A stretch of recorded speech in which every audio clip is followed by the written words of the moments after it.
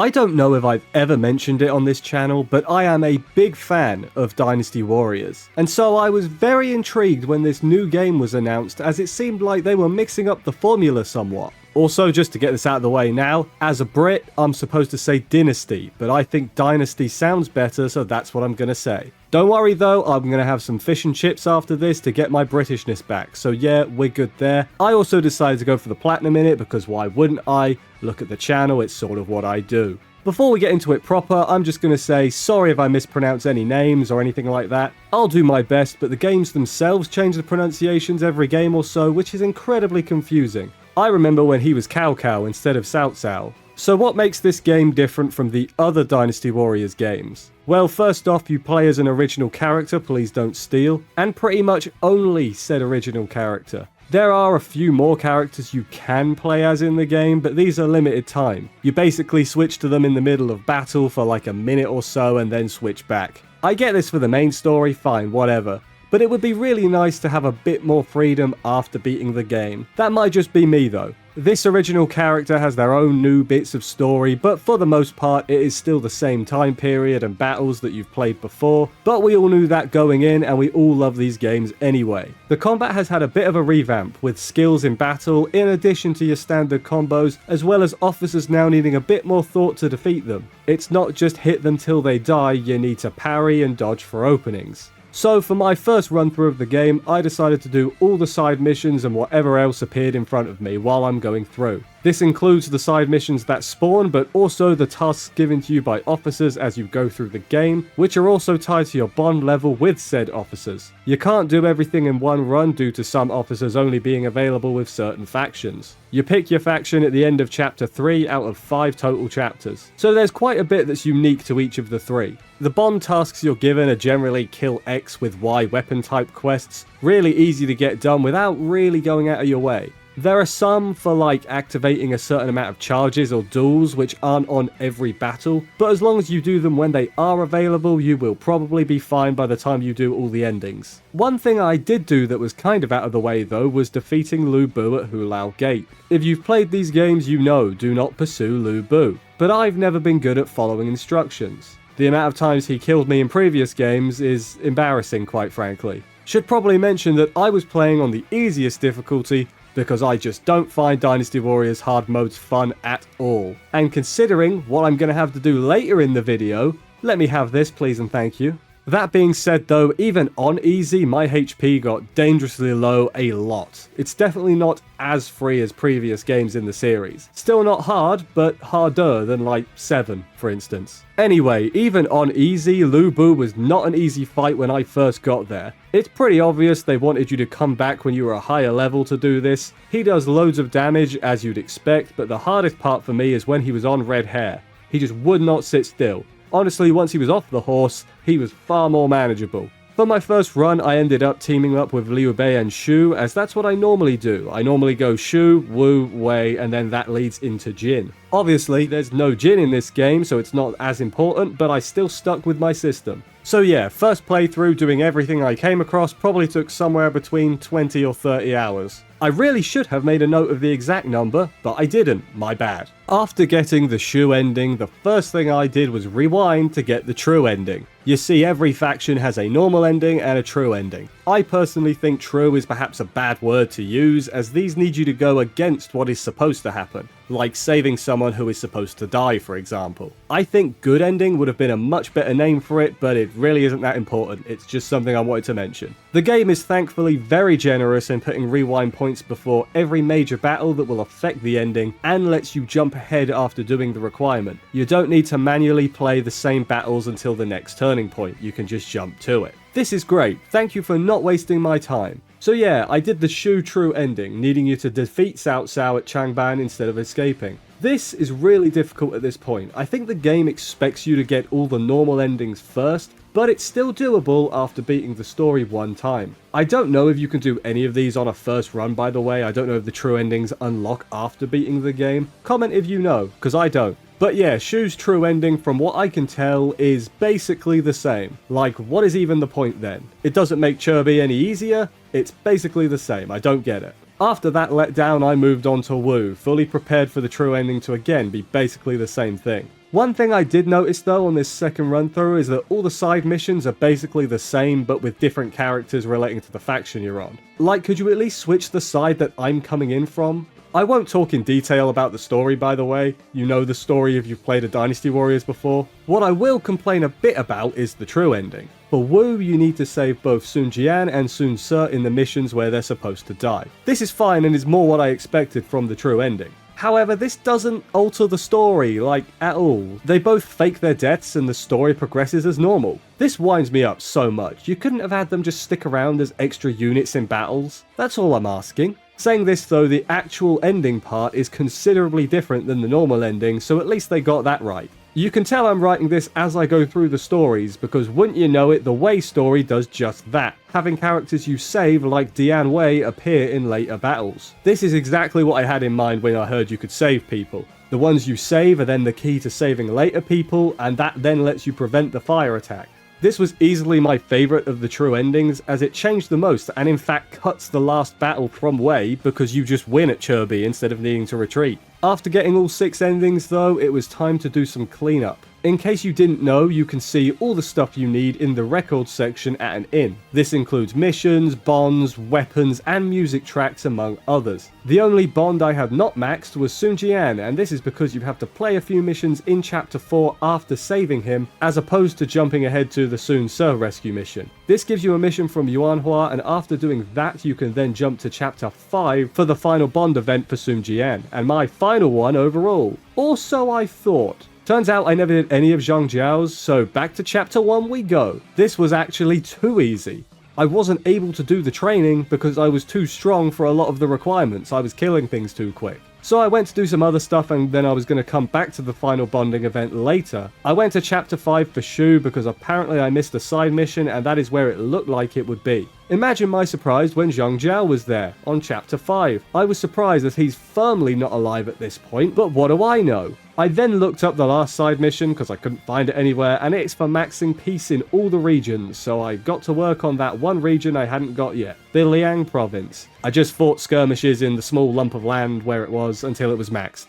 Last side mission was easy, lots of enemies though, really easy to do. After that, I went to go and fill out the missed story scenes. There aren't many, but a couple are really counterintuitive. Specifically, there's one in Wei chapter 5. You need to be on the normal route, aka let Dian Wei die, but then save Guo Jia. You're not going to get this if you aren't going for the 100%, as it's not something you need to do even for the true endings. There are also another couple in Wei that I missed because I jumped ahead after saving Dian Wei in chapter 4. Not the end of the world, but certainly something I missed. I also apparently missed some in the ending, which led me to one conclusion. It's because I skipped the credits, I guess? Yeah, game is apparently funny about registering story scenes if you skip them, which is less than ideal for repeat runs. I may be wrong on this, but other people were saying it too, and the thing I know for sure is I didn't have the chance to get these last 2 events until after I let the credits play. So I went to the final battle of Wu to trigger the ending again. I also needed the Wu final battle music as the last song I needed. Presumably the reason I missed this is because I ended the battle too early in my first run through, as I'd already done the battle for Shu and knew what to do. I didn't find these things myself. I scoured the forums as there was no guides at the time. Also quick during this, I maxed out a weapon. I just did a rank 6 weapon that had a bunch of like plus 20, so you just combine them together. So if you do 20 plus 20, that's a plus 40 now. It's really easy to do that way. I also finished off the final training that I got from Zhang Jiao, as well as getting the 200,000 KOs along the way. Was wondering if I was going to need to grind that, I did not. After that though, I could no longer put off the Ultimate Warrior difficulty. As I said earlier, I am really not a fan of hard difficulties in these games, and that very much still applies here. The reason you need to do this though is because the battles have extra challenges only on this difficulty, and those give rewards such as weapons, battle skills, and horses that you need for other trophies, as well as old coins for the final accessory. Information on old coins is remarkably scarce online for some reason. Some sites say they respawn infinitely, which I am pretty sure they do not, because I ended up with 500 exactly after doing all the challenges. You don't need to do every battle, but you do need to do most of them. Now, I'm not going to go over every single one of the missions, but I will give a general gist as to what I was using to beat all of them. First, I gave myself defense boosting accessories so I don't die as quick, and then I went and got a rank 8 weapon from a challenge in chapter 1. This one is not too bad, got to defeat Zhang Bao in 15 minutes. Don't just rush the final objective, your allies will die and end the mission before you kill him. Rank 8 weapons have over 600 attacks, so that was close to double what I was using before on a rank 7, which is tickety boo. I also pretty quickly went and got the rank 8 halberd as well, as I'm pretty confident that that is the best weapon in the game. One challenge that was a right pain for me though was the one for defeating Guan Yu before he returns to the castle. Not because he was killing me, but because my allies kept hitting the trigger to make him return to the castle too early. I'm not going to pretend the way I beat him was anything short of luck. I made sure I had items that refilled my gauges so I could unleash specials to deplete his fortitude faster as he was running away, and even then it was a very narrow victory. He was about to go in that gate. Because defeating him took so long though, Cao Cao was dying up top, so I had to rush back to base to kill the 5 enemies attacking him. I probably failed more on the run back to base than on Guan Yu himself. There's also the Battle of Bi, which you have to do on all 3 factions and is an absolute slaughter. It's impossible to keep everyone alive, so you have to run around lowering enemy HP while healing allies while also being on a time limit for Wu at least. Absolutely chaotic, but when the fire attack happens and the tide switches in your favor, you really feel it as your allies are now actually able to fend for themselves. Wei's Bi is also pretty damn hard. The trick is to clear out the right side of the map and then cut off the enemies coming from the upper left after the fire attack so Cao Cao can escape unimpeded. I don't think preventing the fire attack here works considering how much HP Huang Gai and pretty much every other character has on this difficulty. But I know why you're here, you want me to talk about Lu Bu, right? To get red hair you have to beat the Lu Bu boss on the hardest difficulty without using any healing items. Now, I think I might have a controversial opinion here.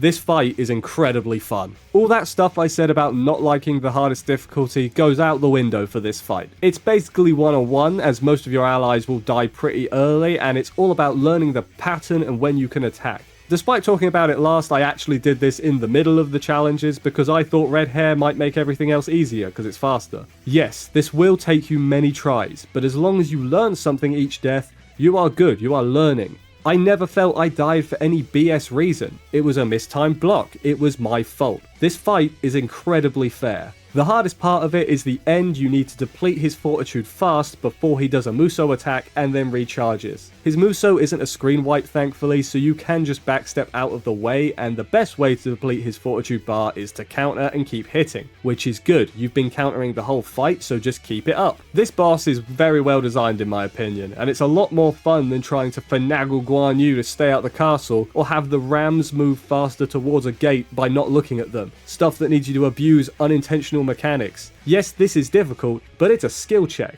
Despite me not liking hard difficulties in these games, I would happily do this Lu Bu boss again if it meant I didn't need to do a single one of these other challenges. After that though, I did not have the platinum. What? Did I forget to buy a weapon or something? No, I just had to use all the skills. Oh, thank Lord, that's easy. I lowered the difficulty to the lowest for some much deserved revenge and went on to that side mission with loads of enemies and used every single skill. And with that, I had done it. The platinum was mine in about 84 hours. So what do I think about the game? Well, honestly, the core gameplay is up there with the best it's ever been. I love that you can still mow down mooks, but generals require a bit more thought, needing you to parry or dodge attacks. Add on to that the duel system. I didn't even mention it earlier. I think one of the older games had a duel mechanic, but I didn't play that one. The presentation of the duel, with all the mooks circling around to keep the 2 fighters in, is great. I think this game really nails the 1v1 fights. I also, though, love the scale of everything. When you're in a big battle, charging a large force against another charge force, cutting down enemy officers in the chaos, as well as all these grunts that dare stand against you, it is awesome. I want to give a special mention to the final battle of the game for Shu. All your faction's officers charge against all the opposing enemies' factions, and it's a big ol' schmoz, it's chaotic, it's great, I love it. Going into the story a little bit now, they totally toned down some characters, right? Guys like Zhang Jiao and Dong Zhuo were very one note due to being around for maybe one battle in previous games, but there's more to them here. Dong Zhuo is clearly still a bad guy, but that's not his sole characteristic. Zhang Jiao gets so much more to him that he is basically a completely different character. Thinking about it, they actually toned down the wackiness as a whole. There's no more unrealistic, crazy weapons. Sorcery isn't magic, but basically just hallucinogenics. Was that something people wanted removed? I like the larger variety of crazy weapon types. Weapons aren't the only thing missing though. The game only going up to the Battle of Chirby is kinda disappointing considering how many characters that removes from the game. Obviously all of Jin is gone, but every other faction has casualties as well. Only being able to play as the OC for the most part is also kind of a bummer considering Dynasty Warriors 9 had 94 characters. I won't give Dynasty Warriors 9 much credit in any facet of it, but that is a lot of characters. I didn't find the OC's added story to be that good really. It's serviceable, but not incredible. Personal thing here, but I also didn't like how he was treated special by everyone he met. It really didn't feel earned. I realise there's a bit of a contradiction with me saying how I didn't like how he was treated in a game that's basically all about being overpowered, but that is how I feel. And what is with all the romantic tension with every character, male or female, that you talk to? It is so weird considering most of these people end up marrying other people, sometimes in this same game. It's not like this is an Empires where you can marry someone and have a kid, nor is it determined by any choices you make. It's just another case of the original character being cool and awesome and everyone loves him. Also, why can't I use throwing knives or a fan or a club? The enemies can use them, but not me. What is that about? There's also some wonky dialogue and voice acting, but to be honest, this has always kind of been a thing with this series, and I'm convinced that is an intentional choice at this point. Going back to the only going up to Chirby bit, am I the only one that really doesn't like seeing half the map be fogged over? It makes it feel like there's so much more we could do because, you know, there is more story. I know the title being Origin really should have given this away, but I thought we'd at least get to explore the whole map. This might just be something that bothers me, and if so, fine, but I still wanted to mention it. I don't know if they want to do a direct sequel with the same original character after the Battle of Chirby, but it would not surprise me, especially considering that even the original character's own story could quite easily get continued, even with the true ending. When it comes to trophies, for the most part, it's all completely fine. Wish you didn't need to play on the hardest difficulty, but outside of a few challenges, it wasn't that bad. To conclude, it's better than Dynasty Warriors 9. It's actually really good despite my minor complaints, but hey, being able to recognize flaws while still enjoying something is a great thing. And that's the video. Did you enjoy it? Have you picked up the game? What are your thoughts? Are you going for or have you already got the platinum? Let me know all that and more in the comments, and while you're down there, why not subscribe? It's free, helps me out, and makes it easier for you to find my videos both old and new. Thank you for watching. For now though, I'm off, hunt them trophies, and I'll see you next time.